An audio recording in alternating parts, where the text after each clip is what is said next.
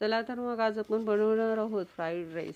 Fried rice बनवण्यासाठी कढईमध्ये 2 चमचे तेल घेतलेलं आहे, 1 चमचा जिरा घेतलेला आहे, 10 ते 15 लसूणच्या पाकळ्या घेऊन परतवत आहोत आपण आणि 2 कांदे गोल गोल कापून त्याच्यामध्ये आपण परतवायला घातलेले आहेत. ढोबळी मिरची घेतलेली आहे, अर्धी ढोबळी मिरची कापून घालायची आहे, कांद्याची पात घालायची आहे थोडीशी आणि छान परतवत राहायचं आहे सारखं. त्याच्यामध्ये अजिबात पाणी वापरायचं नाही. 1 ते 1.5 चमचा मी चिली सॉस घातलेला आहे. चिली सॉस नंतर आपण घातलेलं आहे व्हिनेगर घातलेलं आहे पाऊण चमचा व्हिनेगर घातल्यानंतर सुद्धा छान हलवून घ्यायचं आहे.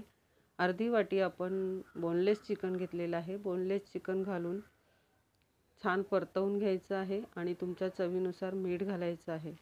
मीठ घातल्यानंतर त्या वाफेच्या पाण्यावर आपण हे चिकन शिजवून घ्यायचं आहे. जोपर्यंत चिकन शिजत नाही तोपर्यंत ते वाफेच्या पाण्यावर तुम्ही शिजवून घेऊ शकता.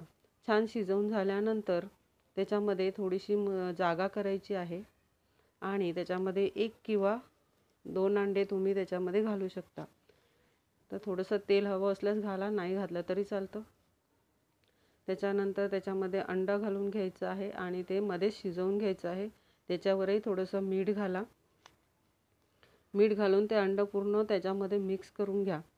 शिजवून झाल्यानंतर मिक्स करायचं आहे. ते छान मिक्स झाल्यानंतर त्याच्यामध्ये तुम्ही घालायची आहे 1 चमचा काळी मिरी पावडर घालून झाल्यानंतर तुम्ही बाजूला 1 वाटी जर मसाला असेल तर 2 वाटी तुमच्याकडे भात असायला हवा. तर बासमती भात आपण एका साईडला घालून घ्यायचा आहे. मी घरातले साधाच भात घातलेला आहे. हे बघा, याच्यात मिरी पावडर घातली तर साधाच भात घातलेला आहे, पण तुम्हाला चांगलं दिसायला पण पाहिजे असेल आणि टेस्टी पाहिजे असेल तर तुम्ही घालायचं आहे बासमती भात.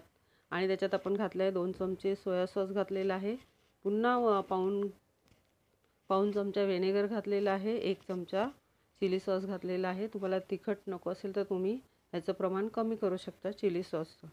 तर हे बघा, आपला सगळं मिक्स झाल्यानंतर आपला फ्राईड राईस तयार आहे. वरून तुम्ही कांद्याची पात घालू शकता.